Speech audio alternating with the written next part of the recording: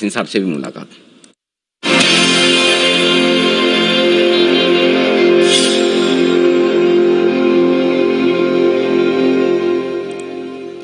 Good morning Wasim साहब, स्वागत है आपका। बताएं सर, आज कैसे देखते हैं, एक्सपायरी किन लेवल्स पे होने की उम्मीद है?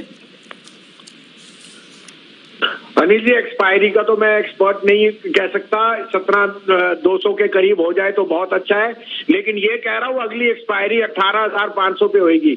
और ये भी कह रहा हूँ कि ओमिक्रॉन के केस बढ़ रहे हैं, लेकिन फ्रांस, यूके और डाउ जोन न्यू हाई पे है। अब या वो सही है और हम गलत है, या हम सही है वो गलत है। तो मुझे लगता है आज ये last day of the storm है। हमारे यहाँ 2-3 हफ्ते में जो भी इसका केस बढ़ने हैं और घटने हैं वो सब हो जाएगा, और ये मौका फिर नहीं आएगा। बजट से पहले 18,500 मुझे दिखता है, और मुझे कोई चेष्टा नहीं कहने की कि अगर ग्लोबली मार्केट्स न्यू हाइस में हैं तो India will follow suit. It is just a matter of time. तो आज की एक्सपायरी 17,200 पे कट जाए तो मेरे हिसाब से 0.38 रिट्रेसमेंट है। Next level will be 17,500 which can come next week, and then once we cross and head towards 18,000, then we will talk of more bullishness. But this is an opportunity to get into good stocks.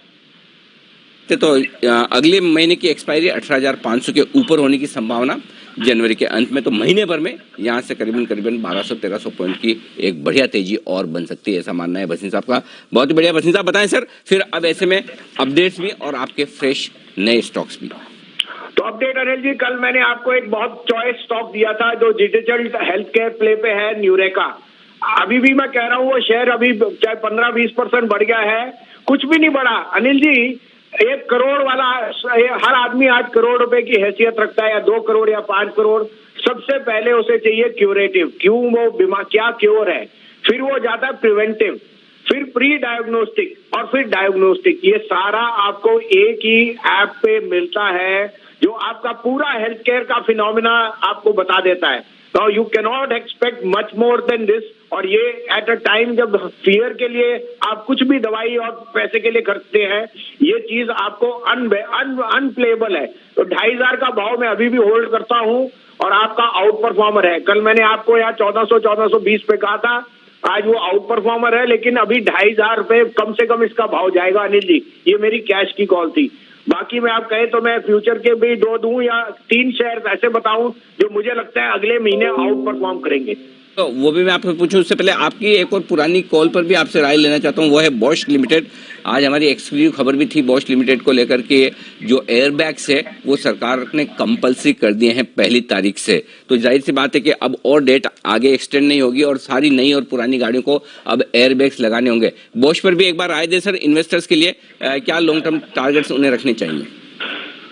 Sir 20 से 22,000 का target कम से कम, क्योंकि आप ये लेके चलेंगे कि जो आपकी ऑटोज में जिस तरह से डिमांड है और जिस तरह से सेमीकंडक्टर वगैरह ठीक होएगा, I think this will be a no brainer. तो Bosch is a must have in a portfolio, ये मेरे कहने की बात है।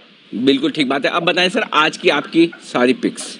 देखिए अनिल जी, तीनों शेयर लाजवाब शेयर हैं, और मैं कह रहा हूँ होने ही चाहिए, और इस महीने जनवरी में आउट परफॉर्म करेंगे। सबसे पहले स्टेट बैंक, जो ये 2 दिन में रीबैलेंसिंग ऑफ इंडेक्स है वो सब हो जाएगी। आपको बोलूं, YONO as a platform is bigger than all fintechs put together. और आप जान सकते हो जियो से ज्यादा लाइमलाइट और विजिबिलिटी योनो की है।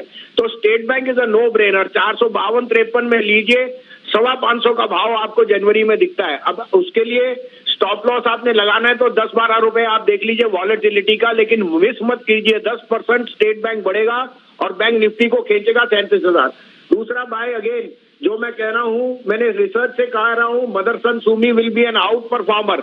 217-18 में लीजिए, 225 का टारगेट, 212 का स्टॉप लॉस। और top pick for 2022 is Amara Raja battery.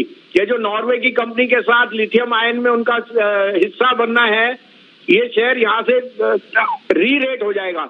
700 का टारगेट है, उससे कम नहीं बेचना, और 605-7 का स्टॉप लॉस रख सकते हैं।